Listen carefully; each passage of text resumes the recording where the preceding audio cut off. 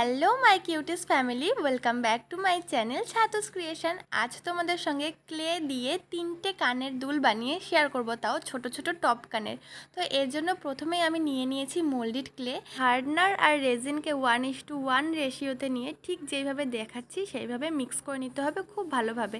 আর যাতে হাতে না লেগে যায় সেই জন্য তোমরা পাউডার ইউজ করতে পারো, যে কোনো পাউডার ইউজ করলেই হবে, এখানে কোনো বাধা ধরা নিয়ম নেই। তো এই যে আমার মিক্সিং কিন্তু কমপ্লিট। এইবার আমি ক্লেটাকে সমান 2 ভাগে ভাগ করে নিচ্ছি, দুটো কানের বানাবো।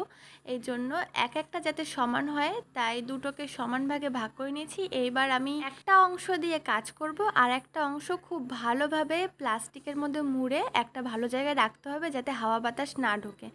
এরপর এইটাতে আমি কাজ শুরু করে দিয়েছি, দেখতে পাচ্ছ পাউডার আর আঙুলের সাহায্যে আমি কিভাবে একটা শেপ করছি।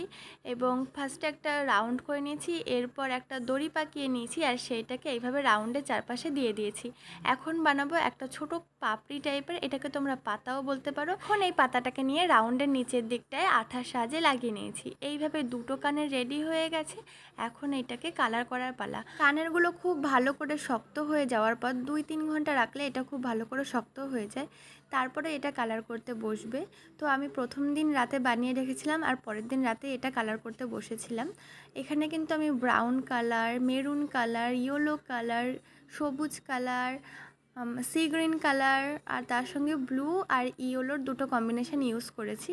তো এই হচ্ছে একটা কানের রেডি হয়ে গেল। এখন তোমাদেরকে আমি সেকেন্ড ইয়াররিংটা বানিয়ে দেখাবো। তো এই জন্য আমি প্রথমেই একটা দড়ি পাকিয়ে নিয়েছি আর সেটাকে সমান 5টা ভাগে ভাগ করে নিয়েছি। এখানে আমি একটা কাঠগোলাপ বানাবো, তো সেই জন্য আমি কিন্তু এখানে 5টা পাপড়ি বানাচ্ছিলাম।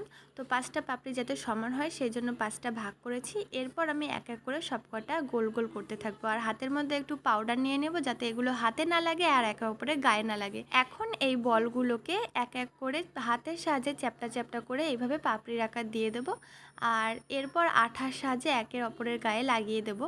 তো এই লাস্টের পাপড়িটা কিন্তু একটার ওপরে উঠে যাবে। তো এই যে আমাদের ফুলটা রেডি হয়ে গেছে। এইভাবে আমি দুটো বানিয়ে নিয়েছি। এখন কালার করার পালা। তো এখানে আমি ফার্স্টে হোয়াইট কালার করেছি, এরপর করছিলাম একদম লাইট পিঙ্ক শেড। সেটা কিন্তু ব্রাইটনেসের জন্য দেখা যায়নি, তো ব্রাইটনেসটা কমিয়ে নিয়ে এই যে ভালো করে দেখা যাচ্ছে, আর মিডিলে একটু রেডিশ দিয়ে দিয়েছিলাম। তো এই যে আমাদের 2 নাম্বার ইয়াররিং কাঠগোলাপ রেডি হয়ে গেছে। এরপর আমি একটা জবা ফুলও বানিয়ে রেখেছিলাম, বাট সেটার ভিডিও করা হয়নি। তোমরা যদি চাও তাহলে আমি শর্টে জবা ফুলের ভিডিওটা পোস্ট করব। আর জবা ফুলটাকে কালার করার লাস্ট প্রসেসটা বাকি ছিল, একটু ডিটেলস করে নিয়েছি। 3 মিনিটে আমি 3টে ইয়াররিং রেডি করে তোমাদের সঙ্গে শেয়ার করলাম। তোমাদের কোনটা ভালো লাগলো আমাকে কিন্তু কমেন্ট করে জানিও। See you in the next one. Subscribe for more. By.